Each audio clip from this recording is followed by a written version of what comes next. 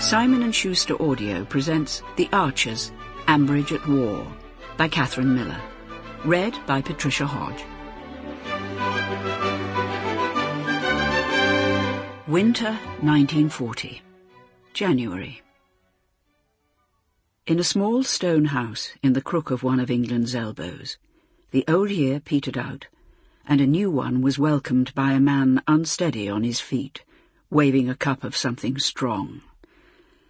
Walter Gabriel rarely saw midnight, but it turned out he liked it just fine, with the fire burning, and the parlour full, and a fiddle being tuned. "And a Happy New Year to you all," he shouted. St. Stephen's bell was quiet, stilled by the new war. Instead, his guests counted down the chimes of the old, unreliable grandfather clock in the hall. 12, 11, 10. In other houses, scattered in the dark, some of Walter's neighbours were drunk. Most of them were asleep. One snored like a brass band. 5, 4. Some sat by hearths. Two argued eloquently. There was love being made in old wooden beds and up against a cow byre. Whisky was drunk. A dog's ear was scratched. Walter Gabriel sat down, or toppled, rather. The wooden settle almost gave way, but it held as the clock struck 12, and Ambridge was new again, a baby, just seconds old. The moment shimmers. Walter thinks of his father, dead just 2 days, another felled oak in the forest.